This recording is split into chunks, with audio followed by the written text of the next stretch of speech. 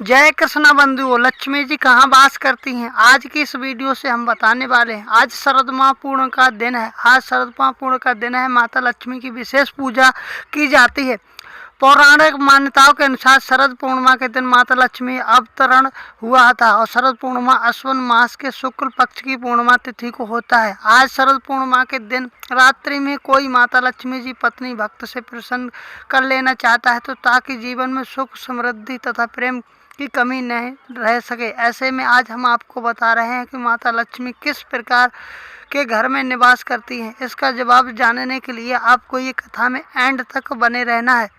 अगर चैनल पर नए दर्शक मेहमान बनकर आए हैं तो चैनल को अवश्य सब्सक्राइब करें। एक समय की बात है कि एक नगर में एक सेठ अपने परिवार के साथ निवास करता था। एक रात उसके सपने में माता लक्ष्मी जी प्रकट हुई। उन्होंने सेठ से कहा कि तुमने जो भी पुण्य कर्म किए थे उसका प्रभाव अब खत्म होने वाला है। अब ऐसे में अब वह तुम्हारे घर से जल्द ही चली जाएंगी। यदि तुम कुछ मांगना चाहो तो मांग लो। सेठ जी ने माता लक्ष्मी से कहा कि वह सुबह में घर वालों से बात करेगा, फिर आपको अपनी इच्छा के बारे में बता दूंगा। तो सेठ जी से माता लक्ष्मी से पूछने के लिए सेठ जी थोड़ी देर बाद सेठ की नींद खुली तो सवेरा हो चुका था। उसने सपने के बारे में घर के सभी सदस्यों को बताया। किसी ने माता लक्ष्मी से हीरे मोती सोना चांदी मांगने को कहा तो किसी ने सुख तथा समृद्धि। सबसे अंत में सेठ की छोटी बहू ने पिता की सब माता लक्ष्मी जी चले जाना है तो फिर उनकी दी हुई वस्तुएं कितने दिन तक रह पाएंगी? ये वस्तु एक न एक दिन तो ख़त्म हो ही जाएंगी। छोटी बहू की ये बात सुनकर सेठ जी को काफ़ी आश्चर्य हुआ। आज की इस कहानी फिर बहू ने सेठ को सुझाव दिया कि आप माता जी से कहें कि आप भले ही चली जाएं लेकिन परिवार में प्रेम रहे, सबसे आपसी में सौहार्द बना रहे, संकट के समय भी सब एक दूसरे के साथ रहे ताकि वह समय आसानी से बीत जाए।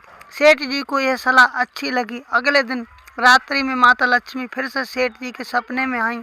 उन्होंने फिर सेठ उसकी इच्छा पूछी। तब सेठ ने कहा, हाँ माता, मैं जानना चाहता हूँ, आप कौन रोक सकता है? आप जाना चाहती हैं तो, लेकिन इसके परिवार में सदा ही प्रेम और आपसी सौहार्द बना रहे, इसके एक दूसरे की मदद की भावना, संकट में सभी के साथ रहे और वह पल आसानी से कट जाए। तो माता की यह बात सुनकर सेठ जी को माता की पसंद बात पर लक्ष्मी सेठ बात सुनकर प्रसन्न हुए। उन्होंने कहा कि तुम्हारी ये बातों से मुझे बांध लिया है। तुम्हारी बातों ने, सेठ जी ने कहा, माता ने, तुम्हारी बातों ने बांध लिया है। घर परिवार के सदस्यों में आपसी प्रेम तथा भाईचारा रहेगा, उस स्थान से वह कैसे जा सकती हैं?